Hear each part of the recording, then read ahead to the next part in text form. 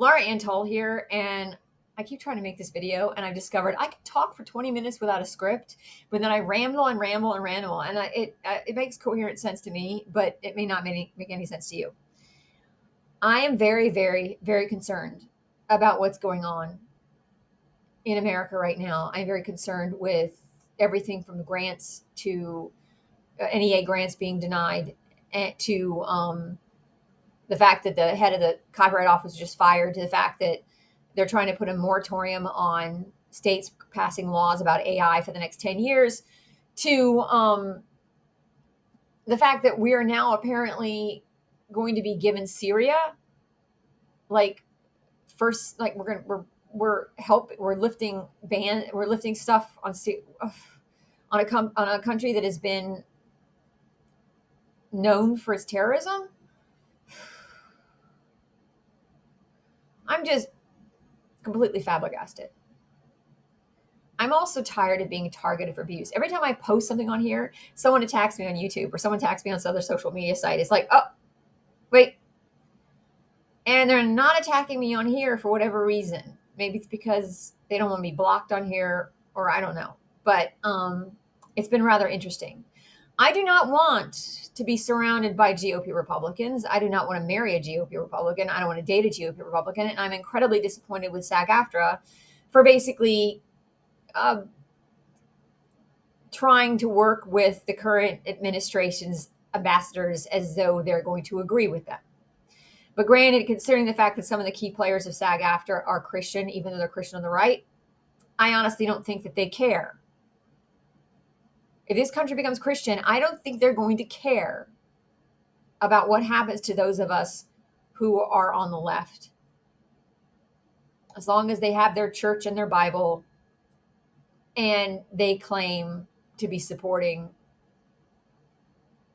liberalism because they're actors. I question the validity of SAG-AFTRA. I am a member of SAG-AFTRA, but I question their honor and their integrity with being exactly who they claim to be. And it's kind of like, there's a book, Burn It All Down, that I'm just starting to read. And some of the things that this book says about how people have a misconception about how the industry is. Like, you have watching this great television show, you think everyone on the show must be awesome.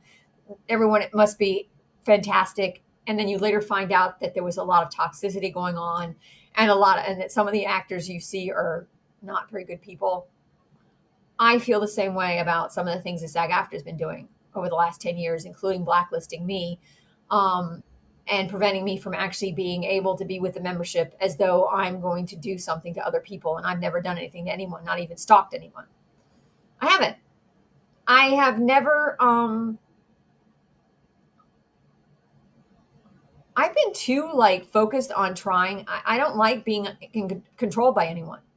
And that's just it. From my perspective, the union's behaving like my parents do, as though they want to control me and own me instead of allowing me just to have the freedom to make choices for myself. I don't want to force someone into my life who doesn't want to be there. I never have. I just want to participate. I just wanted to be able to find avenues where I could build an acting career. I wanted that more than anything else. I don't want a husband. I don't want a boyfriend. Ironically, though, someone told me online and said, well, now you're not going to have your soulmate. Well, guess what? If I can't have my soulmate, then no man is ever going to have me.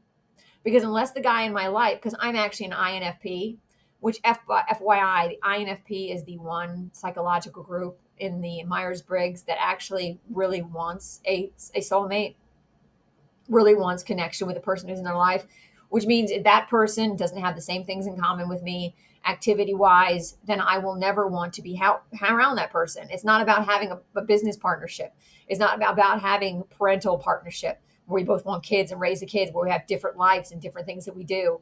So we're different, and yet we come together to have children. And because it's like a business partnership, we both have money, and therefore we want a house. And no, for me, it has to actually be someone I can talk to, I can communicate with, we have mutual respect. We are partners. I recently went to an art event and I ran into these two couple, and they were just such a partnership. And they even said, yeah, we know we're lucky. we know that the two of us are lucky to have each other because we are partners. They're artistic partners. And I was like, yeah. And with me, it's an acting partner. If I can't have an acting partner, and then there are actors who think, and I'm not into comedy. I'm not in. I mean, I said at one point there was a guy I had a crush on. I said I felt safe. He made me laugh, and it's just the fact that I felt safe to laugh. And I now know though that was a big mistake. That I was wrong about him, very wrong. And you can be wrong. You can be misled. While a lot of us women are, we have to take the fact that, well, I was wrong. I made a mistake. I'm human. No matter how high my IQ is, I was misconceived by this person. And maybe it was just sort of a chemical thing too. And I know that. Plus, I had cancer, and getting cancer can when you think you're going to die, you do crazy things. Actually, I'm rewatching the television show Angel, and in that television show, one of the characters, uh, um, Cordelia, hooks up with his character Connor, who is like was Angel's baby, and now he's an 18-year-old kid, and she's like, and I think she's like 22, 23, hooking up with an 18-year-old, and I'm like, and then later she admits, I made a mistake. It was a moment. I didn't want to really be with this guy. I wanted to be with somebody else. And those moments happen for us women just as much as they do with men, except for men seem to get away with it more. Or men. Anyways, I am just like, it just amazes to me. It's amazing to me, just everything that's going on. And no one's waking up. I mean, people are. I feel helpless. But at the same time, I feel like my mind is like, I have to do something. What can I do? What can I do to change things? What can I do to stop what's going on? The destruction of the world, in essence, is what I feel like we're fighting right now. I do. I feel like it's life and death. And maybe that's a part of me that's always been told I have a hero complex. And I am a Buddhist. I am not a Christian. I left my parents' church when I was 18 years old. I called myself agnostic in college.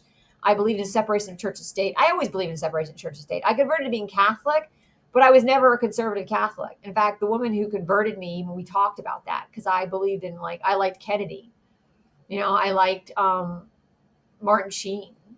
I liked, I believed in gay rights, and I believed that in humanity, and I don't like the church in regards to how they treat sexual assault within the church and also without. And now I don't call myself a Catholic anymore, though I still am very much inclined to watch what's going on with the Pope. I was a practicing Catholic for 10 years. And a part of my family is Catholic. My great uncle is Catholic, and my cousins are Catholic. I have our second cousins or distant cousins who are Catholic. People who know my immediate family may not know that all the Catholics in Baltimore, the Tulls in Baltimore are Catholic. The Tulls on the East Shore are Protestant, and I'm related to the Tulls who are in Baltimore, or who were in Baltimore. I don't know if they're still there. But as a Buddhist, I believe in 5 things. 5 precepts. I actually kind of think I've formed my own version of Buddhism. Don't lie. Don't steal. Don't do drugs. Don't do anything that's sexually inappropriate.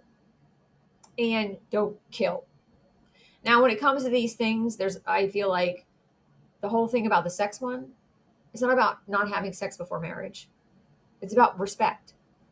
It's about having honor in your relationship. It's about not manipulating, not using anybody, being honest, being decent with your actions in that regards. Not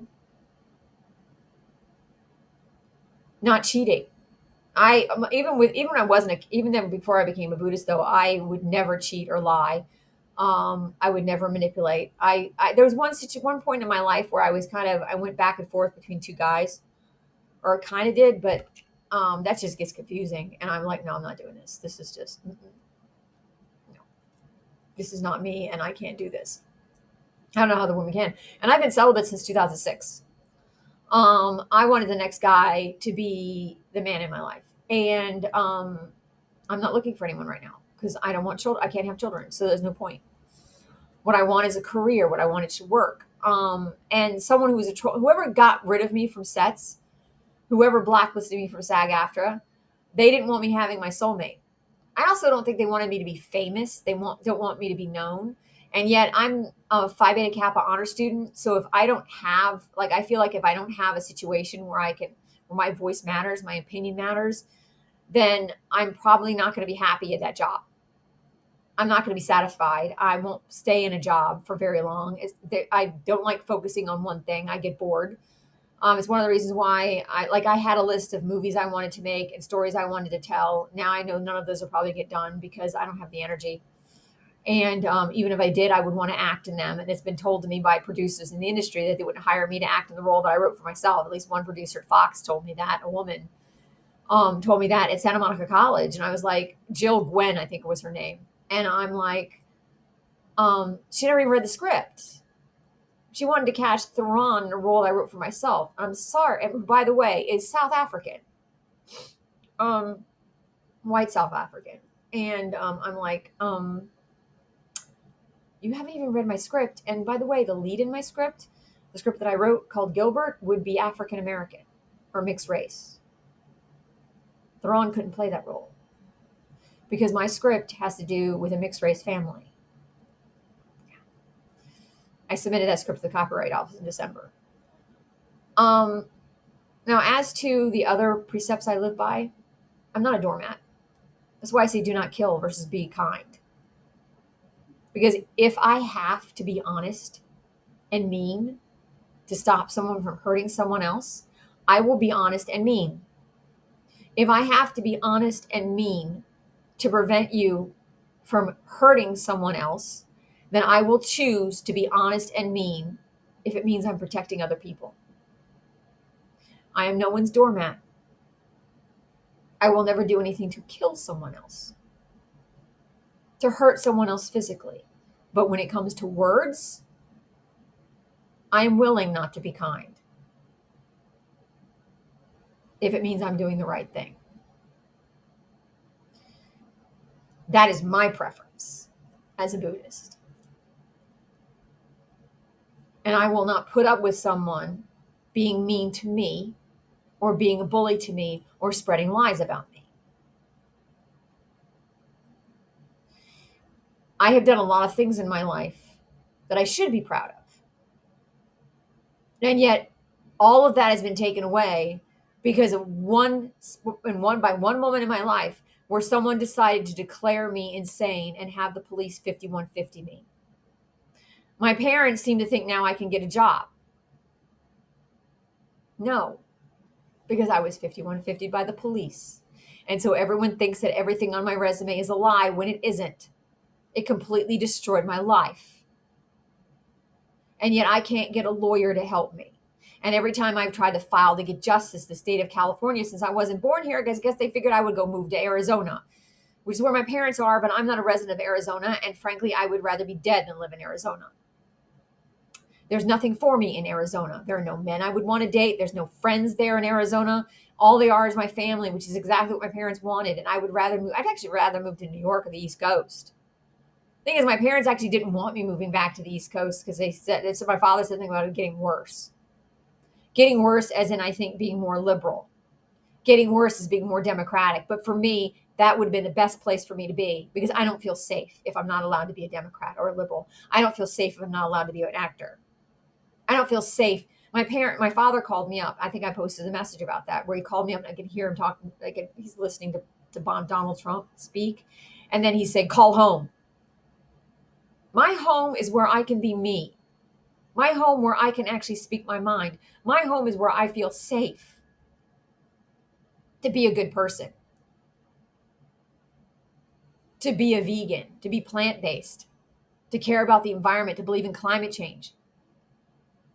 I'm taking low-dose naldextrone. Actually, what pisses or irks me the most about our current medical situation is I'm taking low-dose naldextrone, and I can't find a doctor under my insurance who I can get that medication from. And the reason I'm getting sick right now, I've got a nasal thing going on, and I'm feeling like a head cold, and my digestive system was shot this past week. is because I'm basically sporadically taking LDN because I don't have a lot of pills left and I need to get to a doctor who can give me a prescription.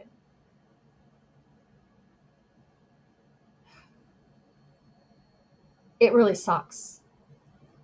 It really sucks.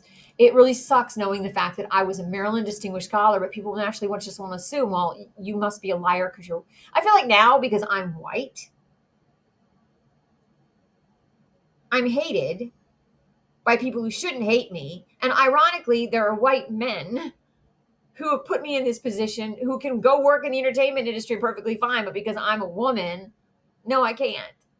I'm a woman, all of a sudden, I'm the one that's labeled as being dangerous. I mean, I was on the women's committee of AFTRA for a year volunteering. I actually worked for the Ivy Awards, the Ivy Diversity Awards. I was a volunteer. It's really sad. I think that more than likely one day I'm going to die and disappear, and no one will remember I was here. I think I would rather be forgotten than remembered for the lies and the slander, because I would never do anything deceptive or wrong. I really would, even though I'm a trained actor and I'm good at it. I need a freaking script to play a character. I can't change who I really am. Even though someone said to me, why don't I change? What, to pretend to believe in a God that I think is a moron and I want to punch him in the face? Seriously, if God exists, I don't like getting violent, but I seriously want to punch that man in the face for putting this person in office as our president, if he exists. I really do. That's my opinion of this wonderful creator that the American Christian right is worshiping. I'd like to spit in his face for doing what he's doing to this country right now. If you don't like me for saying that, leave. I mean, I want to make a living as a writer doing something right now because I need to make money. But I'm not going to do that by selling out my integrity. And I'm not going to do that by altering my opinion to win yours over. You either want to hear my honest opinion or you don't. You either want to know that I'm an actor and a creative person, that I like fantasy and fiction, even though I'm also a rational person, that I see the Chronicles of Narnia as a fairy tale, and I liked reading them. I also liked Harry Potter. Don't particularly like everything that J.K. Rowling stands for right now. I understand that. I'm for people being allowed to be who they want to be. There are some trans actors and actresses, I really love their work. Yeah. And I think that we are fighting little wars for greed and power and money and missing the big picture, while a lot of people are being put in a position where they are going to be miserable for their entire lives. And there's something not right about that. And I just saw a speech from Michelle Obama telling that people are just going to have to accept the fact they're not going to be happy. That they might be bored. Why? Because you want everyone working in a factory, which is what the current president wants, or because you went to an Ivy League school and you know because you're privileged that you just want everyone to accept the fact that they can't be at your level. Kind of actually made me angry a little bit. I voted for the Obamas, but don't have the attitude that people just need to accept the fact that they're going to be miserable. No one should accept the fact that they're miserable because that's not mentally healthy. Mentally healthy isn't lying to yourself that you're happy when you're not. It's knowing that maybe you need to change things to make yourself happy. Or you need to stand up and say, this is what makes me happy. And I'm not going to settle for anything less. And telling people they have to be bored. I needed to be left alone. I had a lot of stuff I wanted to do that I was denied doing because I was so terrified of being attacked all the time. I was trying to deal with my illness, and every time someone was attacking me, it was triggering my illness because anxiety and stress doesn't help when you have autoimmunity. It doesn't. Because the people attacking me online, including people attacking me for SAG-AFTRA and Shonda Rhimes, were causing me to get sick and sicker and sicker and sicker. I had pages and pages of troll attacks on Twitter that were just disgusting. I never want to be in the same room with my parents ever again. That is not my home. But at the same time, I want to walk back into SAG-AFTRA with my head up because I deserve to be there. And Jon Voight, I'm an actor. I have a theater degree. I'm not going back to working for one of the employers I had back in 2003. I don't belong in a law office. I was very, very happy on We Audition. That makes me really angry because for once I thought it gave me hope that I was actually going to move in the direction where I really would be working with actors again. The only way I'm ever going to be joyful and happy, and I already know that from my own experience, is if I get to work with actors. Otherwise, forget it. And no matter what happens, you may love me being in pain. Your misery or your happiness with my misery doesn't do anything where I'm concerned. Because I'm not focused on you. None of us should be focused on someone else. I didn't want fans. I didn't care about fans. I cared about doing a good job. It's not that I don't care about other people. It's just a huge difference between caring about the human race and wanting the human people to be happy doing their lives and wanting people to worship me. I could care less about you worshiping me. I care more about you doing what you want to do to make yourself happy.